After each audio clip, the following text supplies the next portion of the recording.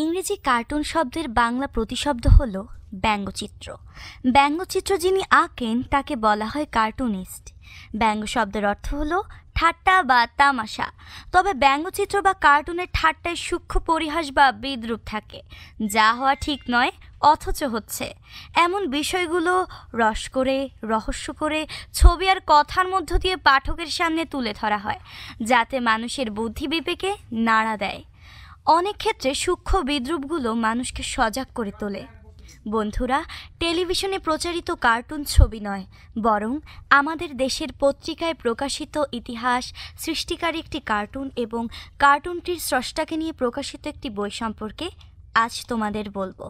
সাপ্তাহিক বিচিত্রা পত্রিকায় শিল্পী রফিকুন নবী টোকাই নামে যে কার্টুন আঁকতেন এবং সংলাপ লিখলেন, সেগুলো টোকাই 1, টোকাই 2 এবং টোকাই 3 নামে বই আকারে প্রকাশ করেছে প্রকাশনা সংস্থা প্রতীক।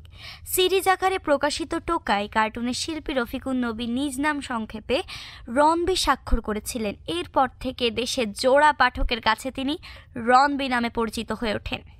বন্ধুরা, বইয়ের ভূমিকায় সাহিত্যিক, গবেষক, অধ্যাপক হায়াত মাহমুদ লিখেছেন, টোকাই হলো একটি অনাথ শিশু। 71-এর মুক্তিযুদ্ধে সব হারিয়ে সে একা হয়ে গেছে।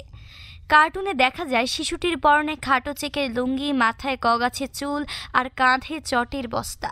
সে ডাস্টবিনের আবর্জনা থেকে জিনিস কুড়িয়ে চটের বস্তায় ভরে ঘুরে বেড়ায়। টোকাইয়ের দিন কাটে রাস্তার পাশের লাইট পোস্টের সাথে থাকা ডাস্টবিনের ধারে। কাক আর কুকুর তার বন্ধু। রাতের বেলা রাস্তায় পড়ে থাকা বড় বড় সুয়ারেজ পাইপের মধ্যে সে শুয়ে থাকে। শিল্পীর আঁকা টোকাই এমনই একটি কার্টুন।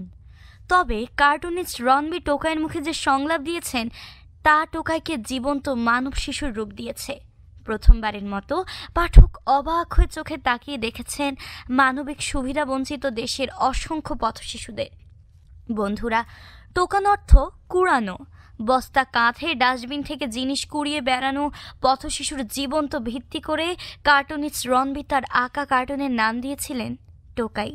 1978 সাল থেকে ধারাবাহিকভাবে টোকাই কার্টুন ছাপা হয়েছে সাপ্তাহিক বিচিত্রা পত্রিকায়।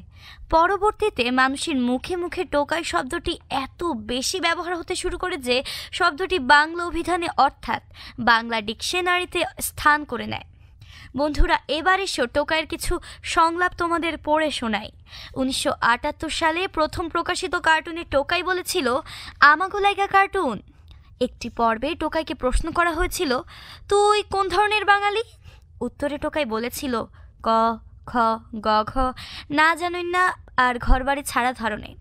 একটি বালক টোকাইকে বলেছিল, আমি না স্বপ্ন দেখেছি, সর্বস্তরে বাংলা ভাষা চালু হয়ে গেছে। তুই? টোকাই বালকটিকে বলেছিল, আমিও একটা স্বপ্ন দেখছি, কিন্তু কারা যেন ভিন্ন বাংলা ভাষার এ সম্বন্ধে কি জানি কইতেছিল, কিচ্ছু বুঝি নেই। অন্য একটি পর্বে এক ব্যক্তির প্রশ্ন ছিল, তোর কি কি রোগ আছে? টোকাইয়ের উত্তর ছিল, মনে হয় খিদা লাগুনের। আবার কেউ একজন বলল, বুঝলি, টাকা পয়সা হাতের ময়লা। টোকাই অবাক হয়ে প্রশ্ন করেছিল, ময়লা? তা কই ডাস্টবিনে ফালায় না কেন?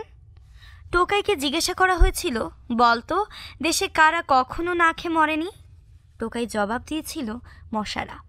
অধ্যাপক হায়াত মাহমুদ টোকাই বইয়ের ভূমিকায় আরও লিখেছেন, কি সরল, অপাবৃদ্ধ অথচ নিষ্ঠুর সত্য কথন সে অনবরত বলে যায়।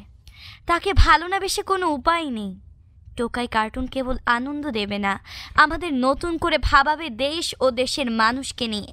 বন্ধুরা, চিত্রশিল্পী রফিকুন নবী টোকাই কার্টুন সৃষ্টির মধ্য দিয়ে দেশবাসীর কাছে কেবল কার্টুনিস্ট রনবি হয়ে উঠেছিল, শুধু তা কিন্তু নয়, বরং তিনি টোকাই কার্টুন একে লিখে দেশের অধিকার বঞ্চিত পথশিশুদের প্রতি পাঠকের নজর কেড়েছিলেন। পথশিশুর জীবন নির্ভর করে আঁকা কার্টুন কতটা শক্তিশালী হতে পারে টোকাই তা প্রমাণ করেছে। টোকাই সত্য বলতে ভয় পায় না, তার কথায় একই সাথে রয়েছে বুদ্ধিদীপ্ত রস ও রহস্য। বন্ধুরা, টোকাই সিরিজের বইগুলোর ছবি দেখে আর লেখা পড়ে তোমাদের মধ্যে দেশের সকল শিশুর অধিকার ও নিরাপত্তার বিষয়ে বোধ সৃষ্টি হবে, যা তোমাদের সকলের জন্য মঙ্গল আর কল্যাণ বয়ে আনবে বলে আশা করছি।